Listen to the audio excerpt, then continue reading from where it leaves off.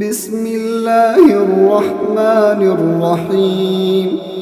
ويل للمطففين الذين إذا اكتالوا على الناس يستوفون وإذا كالوهم أو وزنوهم يخسرون ألا يظن أولئك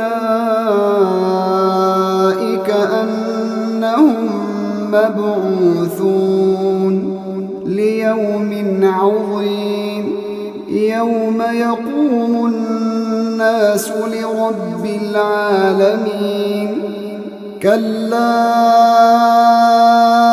إن كتاب الفجار لفي سجين وما أدراك ما سجين كتاب مرقوم. ويل يومئذ للمكذبين الذين يكذبون بيوم الدين وما يكذب به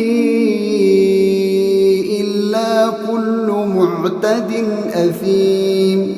إذا تتلى عليه آياتنا قال أساطير الأولين كلا بل ران على قلوبهم ما كانوا يكسبون. كلا إنهم عن ربهم يومئذ لمحجوبون ثم إنهم لصالوا الجحيم ثم يقال هذا الذي كنتم به تكذبون. كلا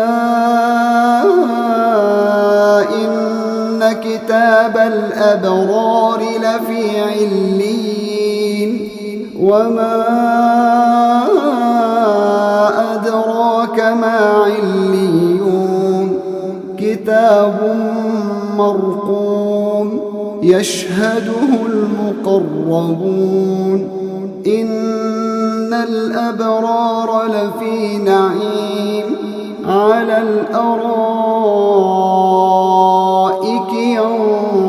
ينظرون تعرف في وجوههم نضرة النعيم يسقون من رحيق مختوم ختامه مسك وفي ذلك فليتنافس المتنافسون.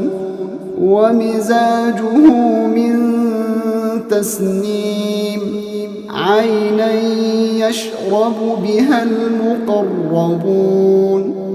إن الذين أجرموا كانوا من الذين آمنوا يضحكون وإذا مروا بهم يتغامزون وإذا انقلبوا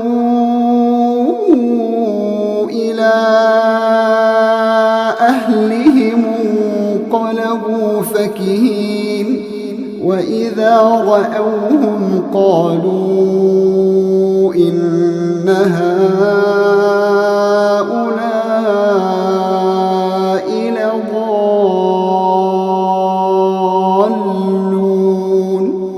وما